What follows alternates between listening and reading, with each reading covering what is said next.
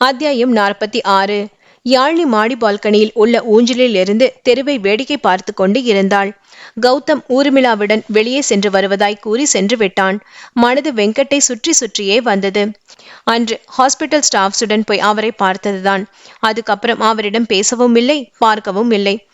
ஏதோ ஒரு தயக்கம். ஆனால் கௌஷிக் தன்னை பார்க்க வருவான் என்று எதிர்பார்த்தாள். அவன் வராதது அவளுக்கு ஏமாற்றமாய் இருந்தது. இப்போது போன் பண்ணலாமா என்று யோசித்தாள்.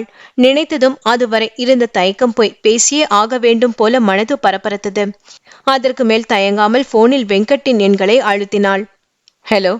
அவருடைய குரல் காதில் ஒலித்ததும் அவளுடைய நினைவுகள் ஆரம்ப காலத்தில் தான் வெங்கட்டிடம் போனில் பேசியது எல்லாம் நினைவில் வந்தது. போனில் பதில் இல்லாததை கண்டு, யாழினி லைன்ல இருக்கியா என்று மெதுவாய் ரமணன் கேட்டார். எப்படி இருக்கீங்க? இதுக்கு என்ன பதில் சொல்றதுன்னு தெரியல. நீ எப்படி இருக்க? கேள்வியை அவள் புறம் திருப்பினார். நல்லா இருக்கேன். கௌஷிக் எப்படி இருக்கான்?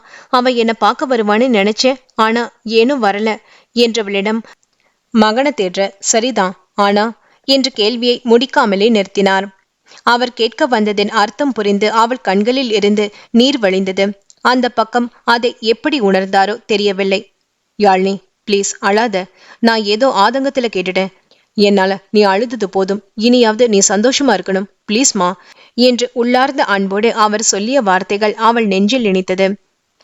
இப்படி பேச உங்களால மட்டும்தான் முடியும். நான் தான் அதிர்ஷ்டம் இல்லாதவன்னு நினைச்சேன். ஆனா விதி உங்களையும் சத்யா கிட்ட இருந்து பிரிச்சு உங்களை தவிக்க வச்சிருச்சு என்று அழுதாள். என்ன பண்றது? எல்லாம் நாம வாங்கி வந்த வரம் என்றவர். உங்க அண்ணா ஆபரேஷன் எப்ப யாழினி? அநேகமா இன்னும் 2-3 நாள்ல பண்ண வேண்டியதுதான். அப்புறம் கௌதம் மேரேஜ் பேசி வச்சிருக்கேன். அதை முடிச்சுட்டு நாங்க ரொச்செஸ்டர் போயிடலாம்னு இருக்கேன். இன்னும் மேயோ ஹாஸ்பிட்டல்ல என்னை கூப்பிட்டுட்டு தான் இருக்காங்க. கௌதமுக்கும் அங்க பிசினஸ் இருக்கு. இங்க உள்ளத வேணு அண்ணா பையன் பாத்துக்குவான். இதுக்கு கௌதம் சம்மதிச்சுட்டானா? அவனுக்கும் இதில் சம்மதம்தான். அவன் தான் முதல்ல இங்க இருந்து போயிடலாம்னு சொன்னான். அவன் இன்னும் ஒரு வார்த்தை கூட என்கிட்ட பேசல என்றவரிடம், அதான் எனக்கும் புரியல. அவன் கௌஷிக் மாதிரி கிடையாது. கொஞ்சம் சாஃப்ட் தான். யாரையும் நோக வைத்து அவனுக்கு பேச தெரியாது. சொல்ல போனா அவனோட அன்பில நான் உங்களை பார்த்துருக்கேன். நீங்க காலேஜ் டேஸ்ல என்ன எப்படி ப்ரொடெக்ட் பண்ண மாதிரி என்ன அவன் பார்த்துக்கிட்டான். அவன் என்கிட்ட இருந்த தெம்புலதான் நான் இத்தனை நாள் வாழ்ந்தேன். அவன் ஏன் உங்ககிட்ட பேசலன்னு எனக்கு புரியல. ஆனா நான் அவனை எதற்கும் வற்புறுத்தினது இல்லை. அதான் இதையும் என்னால ஃபோர்ஸ் பண்ண முடியல. சரி விடு யாழினி, அவன் கோபம் எப்ப தீருதோ அப்ப பேசட்டும் என்றவர் டேக் கேர் என்று கூறி போனை வைத்தார். கௌதம் வந்ததும், அம்மா மாமாவுக்கு புதன்கிழமை ஆபரேஷன் பண்ணிடலாமா என்றான். என்னடா என்ற கேள்விக்கு, இல்ல மாமா நல்ல கண்டிஷன்ல இருக்கிறப்பவே பண்ணிடலாம். நாளைக்கு நான் மாமாவிடம் ஹாஸ்பிட்டல்ல வர சொல்லிடுறேன். எல்லா செக்அப் முடிச்சிடுங்க, அப்புறம் புதன்கிழமை பண்ணிடலாம் என்று சொல்லி அதையே மாமாவுக்கு போன் பண்ணி சொல்லிவிட்டான். மறுநாள் சந்திரனுக்கு எல்லா செக்அப் எடுக்கப்பட்டது. எல்லாம் நார்மலாக இருக்கவே மறுநாள் ஆபரேஷன் பண்ணலாம் என்று முடிவு செய்யப்பட்டது. முதல் ஆபரேஷன் சந்திரனுக்குத்தான். எல்லாரும் வெளியில் காத்திருக்க 4 டாக்டர்ஸ் அசஸ் பண்ண பைபாஸ் சர்ஜரியை வெற்றிகரமாக முடித்தாள் யாழினி. வெளியே வந்து அவள் பதில் சொல்லும் முன் கமலினிக்கும் சுபாவுக்கும் உயிர் கையில் இல்லை. அவள் வந்ததும், ஆபரேஷன் சக்சஸ் அண்ணி, கவலைப்படாதீங்க என்று சொன்னதும் தான் மூச்சு விட்டனர். அவரை பார்க்க பெர்மிஷன் கொடுக்காததால் இருவரும் வெளியிலேயே இருந்தனர். மதியம் கௌஷிக் வந்து பார்த்து விட்டு சென்றான். வேணு அங்கிளிடம், இப்ப எப்படி இருக்கார் அங்கிள் என்றவனிடம், ஓகே, ஆனால் ஐசியூல ஒரு 2 நாளாவது இருக்க வேண்டியிருக்கும். ஓரளவு நார்மலானதும் ரூமுக்கு மாத்திடலாம் என்றார். Okay uncle. கௌதமோ அம்மாவோ பில் வேண்டும் என்றால் எதுக்கும் பில் போடக்கூடாது. இதை நான் சொன்னதா ஸ்ட்ரிக்டா சொல்லிடுங்க என்றவன் அங்கிருந்து, சோபா அங்கிள் ரூமுக்கு வா என்றான். சுபா உள்ளே வந்ததும், அத்தா என்று கண்ணீருடன் அழைக்கவும் வேகமாய் நெருங்கி, அதான் அப்பாவுக்கு ஆபரேஷன் சக்சஸ்ஃபுல்லா முடிந்து விட்டதே, அப்புறம் என்ன என்று அழுதவளை அணைத்து கொண்டான். ஆனாலும் அவனை கண்டதும் அவ்வளவு நேரம் இருந்த தவிப்பை அவள் அவனிடம் அழுகையில் மூலம் கடத்தினாள். ஓகே சுபா, இங்க எல்லாரும் அப்பாவை பார்த்து கொள்வாங்க. அப்ப நீ என் கூட வரியா என்றவனுக்கு, இல்லை என்று அவள் கூறவும், அப்ப அழுகையை நிப்பாட்டு, கண்ணத்தொட என்றவன், நீ போ, நான் அங்கிளிடம் ஒரு விஷயம் பேசிட்டு அப்புறம் போறேன் என்று அவளை அனுப்பி வைத்தான். அவள் சென்றதும் அவனை கேள்வியாய் பார்த்த வேணு அங்கிளிடம், அங்கிள், நான் சுபாவைத்தான் கல்யாணம் பண்ண போறேன் என்றான். அதுக்கு சந்திரன் சம்மதிக்கணுமே என்றவருக்கு, எல்லாம் சம்மதிப்பார். எங்க அம்மாவும் அப்பாவும் சேர்ந்து போய் கேட்கும்போது சம்மதித்துதான் ஆகணும் என்றவன் அவரிடம் தானும் கௌதமும் சேர்ந்து எடுத்திருக்கும் முடிவு பற்றி கூறினான். அதை கேட்ட வேணு, கௌஷிக், உண்மையிலே நீ பெரிய மனுஷன்டா. இதை எப்படி உன்கிட்ட சொல்றது? எங்க தப்பாயிடுமோன்னு நான் ஒவ்வொரு நாளும் யோசிச்சு கொண்டு இருக்கிறேன். நீ இவங்க 2 பேருக்கும் செய்ய வேண்டிய நியாயமான கடமை அல்லது நன்றி கடன், எப்படி வேணா சொல்லலாம். எனக்கு ரொம்ப சந்தோஷம். யாரும் சொல்லாமலே அவர்களை புரிந்து கொண்டு செய்யும் இந்த செயலுக்கு உன்னை என்னால பாராட்டாமல் இருக்க முடியல. தேங்க்யூ. இனி உங்க அப்பாவோட உண்மையான வளர்ச்சியும் சந்தோஷத்தையும் நீயே பார்ப்ப. அவனோட உயிரே யாழ்னி தாண்டா. அத இப்ப கூட சொல்லாம மனசுக்குள்ளே மறுகிட்டு இருப்பவன என்ன செய்யறது என்று புலம்பினார். இல்ல அங்கிள், அப்படி ஒரு ஏற்பாடு நடக்கிறத பத்தி நீங்க யார்கிட்டயும் சொல்லக்கூடாது. நானும் கௌதமும் சில திட்டம் வச்சிருக்கோம். அப்படி நடந்தால் அவர் வாயாலேயே யாழ்னியை தவிர எனக்கு எதுவும் முக்கியம் இல்ல என்று சொல்ல வைப்பேன். அதுதான் எங்க அம்மாவின் இத்தனை நாள் காத்திருப்ப சமன் செய்யும் என்றான். ஷியோர் கௌஷிக், யாருக்கும் சொல்ல மாட்டேன். நீ நடத்து. ஆல் தி பெஸ்ட் என்று அவனை அனுப்பி வைத்தார். மறுநாளில் இருந்து சுபா வழக்கம் போல கௌஷிக் வீட்டிற்கு வந்து விட்டாள். அவளை அங்கு விட்டுவிட்டு கௌதம், கௌஷிக் இருவரும் வெளியில் சென்று விடுவர். சுபா ராணியிடமும் அவள் அம்மாவிடமும் பேச்சு கொடுத்து ஒவ்வொன்றாய் தெரிந்து கொண்டாள். தினம் ஒவ்வொரு வேளை என்று பிரித்து கொண்டு கிட்டத்தட்ட ஒரு மாதத்திற்கு மேலாக தூசி கூட தட்டப்படாமல் இருந்த வீட்டை தோட்டக்காரன் மற்ற வேலையாட்கள் வைத்து கிளீன் செய்து மாமாரும் கௌஷிக்ரும் எல்லாவற்றையும் ஒழுங்குபடுத்தி கர்டன்ஸ் மாற்றி பெட் ஸ்ப்ரெட் மாற்றி அவர்கள் ட்ரெஸ்ஸை அயன் செய்து வாங்கி வைத்து எல்லாம் வேலையாட்கள் செய்தாலும் அதை சரிவர கவனித்து 2-3 நாட்களிலேயே வீட்டின் தோற்றத்தை மாற்றிவிட்டாள். கௌதமை அழைத்து கொண்டு கௌஷிக் முதலில் சென்றது ஒரு பிரபல ஜோசியரை பார்க்க. அங்கு அவரிடம் பேசி நாள் குறித்து வாங்கி வந்தவன் அடுத்து கௌதம் மாமனாரை பார்க்க அவனை கூட்டி சென்றான். அவர்கள் இருவரையும் பார்த்த அவர் திகைக்க கௌதம் அண்ணனை அறிமுகப்படுத்தினான். அவரிடம் தங்கள் கதையை சொல்லி தாங்கள் செய்து இருக்கும் ஏற்பாட்டையும் சொல்லி, நீங்க ஓகே சொல்லிட்டீங்கன்னா நாங்க எல்லா ஏற்பாடும் பார்த்துக்குவோம் அங்கிள் என்றதும் அவரும் சந்தோஷத்தோடு சம்மதித்தார். இப்படி ஒரு மருமகனும் நல்ல சம்பந்தியும் கிடைக்க கொடுத்து வச்சிருக்கணும். எனக்கு பரிபூரண சம்பந்தம் என்று அவர்களிடம் சொன்னார். அங்கிருந்து கிளம்பியவன் போனில் அரசுவை அழைத்து, டே, நம்ம வீட்டுக்கு பக்கமா உள்ள கொஞ்சம் பெரிய மண்டபம் எதுன்னு பார்த்து இந்த டேட்ல இருக்கான்னு கேட்டு சொல்லு என்றான். அவன் பதில் சொன்னதும், அங்க ஆள் அனுப்பி அட்வான்ஸ் கொடுத்து புக் பண்ணு என்றான். அடுத்து இருவரும் சென்று நிச்சயதார்த்த கார்டு செலக்ட் செய்து கொடுத்து வந்தனர். 2 நாள் கழித்து ஊர்மிளாவையும் சுபாவையும் அழைத்து கொண்டு போய் எல்லாருக்கும் தேவையான ட்ரெஸ் அனைத்தும் செலக்ட் செய்தனர். பெண்களின் பிளவுஸ் ஊர்மிளா மற்றும் சுபா பொறுப்பு. யாருக்கும் தெரியாமல் அளவு பிளவுஸ் எடுத்து தைத்து வைத்துக் கொள்ளுங்கள். நாங்கள் கேட்கும்போது கொடுக்க வேண்டும் என்று சொல்லிவிட்டனர். அம்மா அப்பாவுக்கு புடவை, வேஷ்டி, தாலிச்சேன் எல்லாவற்றையும் வேணுவையும் அவரது மனைவியும் கூட்டி கொண்டு போய் செலக்ட் செய்து வாங்கி அவர்களிடம் கொடுத்து வைத்தனர். கௌதமை ஒரு பைசா கூட செலவழிக்க கௌஷிக் அனுமதிக்கவில்லை. கேட்டதற்கு, நம்ம அப்பா சார்பில் நான் தான் செய்வேன், நீ நம்மோடு வந்த பிறகு வாங்கி கொடுத்துக்கொள் என்று சொல்லி அவன் வாயை அடைத்தான். சுபாவுக்கும் ஊர்மிளாவுக்கும் ஒன்று போல் ஒரு வைர நெக்லஸும் தோடும் கௌஷிக் மட்டுமே சென்று ஆர்டர் கொடுத்து வந்தான். எல்லா ஏற்பாடும் முடிந்துவிட்டு இந்த சண்டே நீ நான் சொல்றபடியே செய் என்று தம்பியிடம் சில விஷயங்களை சொல்லிவிட்டு சென்றான்.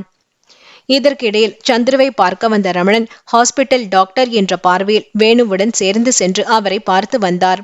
வேணுவின் ரூமுக்கு வந்தவர் யாழ்னியை போனில் அழைத்தார். யாழ்னி, கொஞ்சம் நீ வேணு ரூமுக்கு வாயேன் எனவும், என்ன என்று வந்த யாழ்னியிடம், கொஞ்சம் உட்காரு, இதை நான் உன்கிட்ட சொல்லிதான் ஆகணும் என்று பீடிகையுன் கொஞ்ச நாட்களாக சுபா தங்கள் வீட்டிற்கு வந்து பகலில் அங்கு எல்லா வேலைகளையும் செய்வது பற்றி பின்னர் கௌஷிக்கும் அவளும் நெருங்கி பழகுவது பற்றி சொன்னார். எனக்கு அவளை கௌஷிக்கு கல்யாணம் செஞ்சு வைப்பது பற்றி எந்த ஆட்சேபனும் இல்லை. ஆனா உங்க அண்ணன் சம்மதிக்கணும். சம்மதிக்காம இந்த கல்யாணத்துக்கு நானும் சம்மதிக்க மாட்டேன். ஏற்கனவே ஒரு தடவை என்னால உங்க அண்ணன் கஷ்டப்பட்டுட்டாங்க. என் மகனாலையும் கஷ்டப்படக்கூடாது என்றார். சரி, நான் சுபா கிட்ட பேசுறேன் என்று கூறிவிட்டு சென்று விட்டாள். அவர்கள் இருவரும் சென்றதும் இந்த விஷயம் கௌஷிக் காதிற்கு போய்விட்டது. அவன் சுபாவிடம், சண்டே வர நீ உங்க அத்தைக்கு தண்ணி காட்டு, அவங்க போன்லயோ நேர்லயோ உன்னை கான்டாக்ட் பண்ணாம பாத்துக்கோ என்று எச்சரித்து அனுப்பிவிட்டான். சண்டே வழக்கம் போல் சுபாவை வீட்டுக்கு கூட்டி வந்தவன் காலை டிஃபன் முடிந்ததும், சுபா, கொஞ்சம் ஆபீஸ் ஒர்க் இருக்கு, நான் பார்த்துட்டு இருக்கேன், நீ கொஞ்சம் நேரம் கழித்து டீ எடுத்துட்டு வா என்று சொல்லி சென்றான். 11 மணிக்கு மாமாவுக்கு டீ கொடுத்துவிட்டு கௌஷிக்கு டீ எடுத்து சென்றாள். உள்ளே ஹாயாக டிவி பார்த்து கொண்டு இருந்தவனை பார்த்து, இதுதான் ஆபீஸ் வேலை பார்க்கும் லட்சணமா என்றவளை பார்த்து, அது ஒண்ணுமில்லடா, வேலை ஜாஸ்தியா பார்த்து கொஞ்சம் மூளை சூடேறிச்சு, அதான் கொஞ்சம் குளிர வச்சுட்டு இருக்கேன் என்றான். சூடேறது குளிர வைக்கிறது எல்லாம் மூளை இருக்கிறவங்களுக்கு, உங்களுக்குமா என்று சொல்லி முடிப்பதற்குள் அவன் இழுத்த வேகத்தில் மெத்தையில் அவன் மேல் வந்து விழுந்தாள். ஏண்டி, என்ன தைரியம் உனக்கு? எனக்கா மூளை இல்லைன்னு சொல்ற என்று தன் மீது விழுந்தவளை திரும்பி மெத்தை மேல் போட்டு முழுதாக அவள் மேல் கவிழ்ந்தான். ஐயோ அத்தான், என்ன இது என்று பதறியவளிடம், மூளை இல்லாதவன் செயல் இப்படிதான் இருக்கும், இப்ப நீ சொன்னது கரெக்ட் தானே என்று கேட்க மூச்சு திணறியவள், அத்தம் ப்ளீஸ் எனவும் அவள் சிரமத்தை பார்த்து தன் உடம்பை சற்று அவள் மேல் இருந்து நகர்த்தியவன் இடது கையால் கௌதமுக்கு ஒரு மெசேஜ் தட்டிவிட்டு செல்லை சைலண்ட் மோடில் போட்டு ஒரு ஓரமாய் வைத்தவன் மீண்டும் அவள் மீது கவிழ்ந்து அவளை வாசம் பிடித்தான். என்ன அத்தான் என்று சொன்னவளிடம், ஹே இதுக்கே முடியலனா அடுத்து என்ன பேசப் போகிறான் என்று யூகித்து அவன் வாயை அவள் அவசரமா பொத்த அவன் அவளிடம் இருந்து திமிரிக்கொண்டே மற்றதை அவள் காதுக்குள்ளே ரகசியமாய் சொல்லி முடித்தான்.